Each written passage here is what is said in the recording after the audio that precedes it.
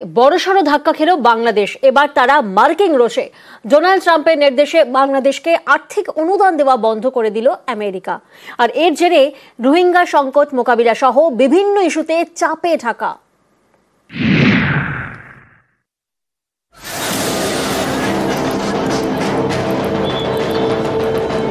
কয়েক মাস ধরে অস্থির বাংলাদেশ, অর্থনীতি ধুঁকছে, মূল্যবৃদ্ধি বেড়েছে।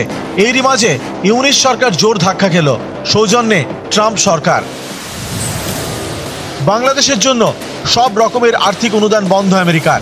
ইউএস এজেন্সি ফর ইন্টারন্যাশনাল ডেভেলপমেন্টকে এই নির্দেশ দিয়েছেন মার্কিন প্রেসিডেন্ট ডোনাল্ড ট্রাম্প। বিশ্বজুড়ে উন্নয়নমূলক কাজ করে আমেরিকার এই সংস্থা ইউএসএইড, তাদেরই বাংলাদেশের সব কাজ বন্ধ করতে নির্দেশ দিয়েছে ট্রাম্প সরকার।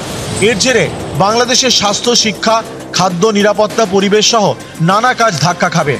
2021 থেকে 2024 সাল, এর মধ্যে বাংলাদেশকে $190 কোটি অনুদান দিয়েছে আমেরিকা। এর একটা অংশ রোহিঙ্গা সংকট মোকাবেলায় খরচ করে ঢাকা। মার্কিন অনুদান বন্ধ হওয়ায় এই ইস্যুতেও ধাক্কা খাবে বাংলাদেশ। এটাতে একদিকে যেমন বাংলাদেশের কিছু যে ন্যাচারাল ডিজাস্টার এবং সে ন্যাচারাল ডিজাস্টার রিলিফের যে কাজ, বাংলাদেশের পাবলিক হেলথ রিলেটেড যে কাজকর্মগুলো, যেগুলোতে মার্কিন যুক্তরাষ্ট্রের সরাসরি অনুদান এবং হুয়ের তরফ থেকে যে মার্কিন অনুদান, সেটার একটা ভূমিকা রয়েছে।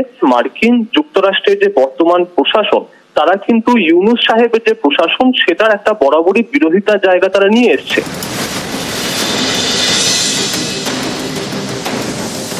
সংখ্যালঘুদের নিশানা করা থামছে না। বাংলাদেশে এবার কট্টরপন্থীদের নিশানায় কিশোরগঞ্জের মন্দির। অভিযোগ, শুক্রবার রাতে সরাচরের মনসা মন্দিরে হামলা চালায় দুষ্কৃতীরা। মন্দিরে আগুন লাগিয়ে দেওয়া হয়। স্থানীয়দের দাবি, এই মন্দির 150 বছরের পুরনো। সেই মন্দিরে আগুন লাগিয়ে দিয়েছে কট্টরপন্থীরা।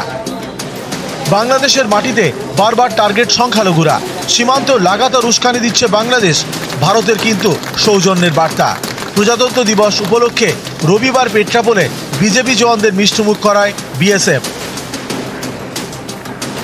নিউজ 18 বাংলা।